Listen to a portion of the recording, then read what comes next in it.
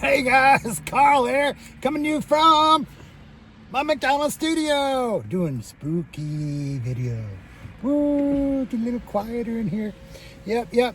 Today's video is getting a divorce from your career. I know a lot of people always ask me, dude, if you're an attorney, why don't you keep being an attorney? Why don't you keep on doing that shit? You know, well, I have my own practice. For those of you who don't know, I have my own practice. Solo practitioner. You know, I couldn't ride out COVID, and I didn't want to do what it takes to get started again. And then to be a paycheck attorney, be a prosecutor, public defender, juvenile justice. You know, I did my 33 years. I'm good. I go to sleep at night real good. Don't got no problems. Don't got no issues. There's some dude with eyeballs in his hands. He shows you all my warts. Of course, he doesn't show you the good ones. I got ones way better than the ones he showed you. I don't know why you can't find them. Well, that's probably because he's not very good at it. But the ones he showed you are bad enough.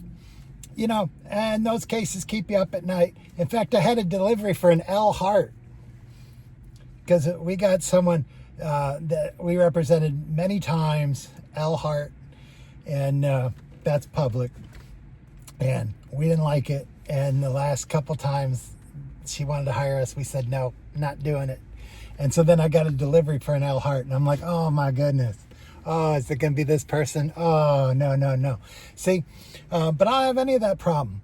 But the other thing too is, even if I did go back to work, even if I started my practice, now that I'm older, most of the men in my family have died in their early 60s. So it's not out of the realm of possibilities that I'll die in my early 60s.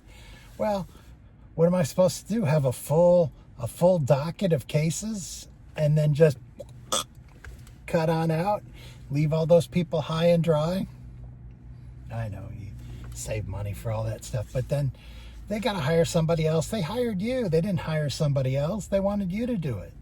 And it's not fair that you just cut out on their case, even though it's not your fault you died.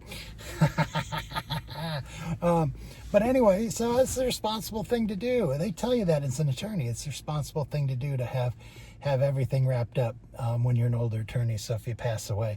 And then I don't have to go through the hassle of when you become an older attorney and you're losing it and you're not remembering stuff and you're not snappy McBuckets in the courtroom, then you get complaints about, you know, the Joe Biden stuff, you know, where you're senile and should you quit practicing? Do you really have the mental capability to keep practicing? Well, I don't have to go through all that. Just like when they take away your driver's license when you get older because they say you can't pass the test. It's not good for anybody. It's crap. But anyway, that's the divorce from your, that's what I think is, they shouldn't call it retiring, they should call it divorcing. Because you're, you know, and you're like, hey, it's not you, it's me, or whatever. But it's more like a divorce than retiring. Retiring makes it seem so nice. And then, of course, you have what, you know, economics calls sunk costs. You've put so much time and effort into this that to not continue to do it would be like a waste. Well, I did it for 33 years, so whatever, sunk costs.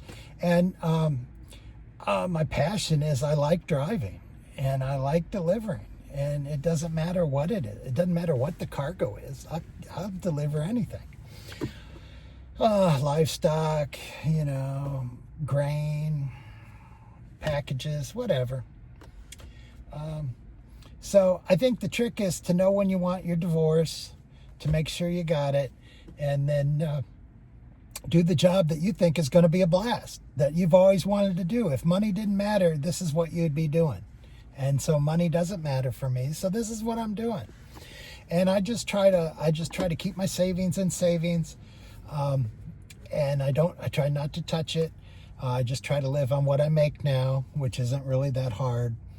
And it is kind of a bummer though, because I've decided I want a van. And when I was an attorney, if I just wanted a van, I'd just go get one. I'd just go to the dealership and say, hey, I want that van. I want that one right there. Yeah, let's sign this, sign that. The bank will go, oh, yeah. And we'll give them the loan. You know, and it's super easy. But now it's not that easy. Now that if I want to do stuff that's expensive, now I got to plan it out. I got to be responsible. Yeah, and then,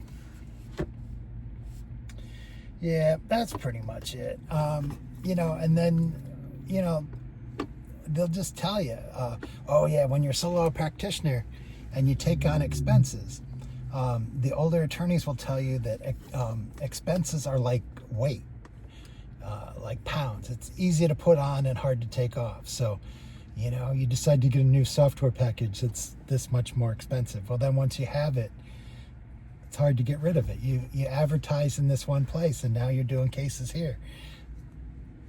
So it's really easy to build up a whole bunch of overhead and not take it down. But anyway, so that was my thought. I think instead of retiring, you should think about more of it like you're going to divorce your job, and death and taxes or whatever. You're in a marriage, is you get divorced or you die. That's the only two ways you get out of it. Or you stay married, but that's not getting out of it. So that's pretty much it. But you gotta lower expenses or increase your income. So those are the two things. So to get this van, I'm gonna have to increase my expenses. So unfortunately, I've been looking at some. There's a dude that would call it a prison job. I wouldn't consider it a prison job, but it's a job that pays better than what I'm doing now. I'd still be delivering. So I'd get health insurance and I'd get more money. So that'd be good. So, I might have to cut my hair. I might have to shave. Not excited about that. But, maybe we're in a place where they don't make you do that kind of stuff anymore. I don't know. But I know it's called divorcing your job, but it's a positive because you're not going to be able to work the job forever. I mean, something's going to happen. Either you're going to die, you quit, or you get fired. So you just got to plan it out. And don't look at the sunk cost. Look at it as an opportunity to do what you've always wanted to do, if you can afford it. If you're a person that hasn't saved any money, well, then maybe that's not an option for you. But if you have, and you want to work your dream job, or maybe not your dream job, but the job that when you were a kid you thought would be fun, like driving a fire truck or a bulldozer, or a dump truck. Yeah, just think about you when you were like 10 or 15 years old, and you're like, wow, that's what I want to do. That'd be a blast. I'd have fun every day doing that job. Think back to those times. That'd be good. All right. So you guys have a great one. Ooh, it's spooky at the McDonald's. Ooh. See you guys later. Bye.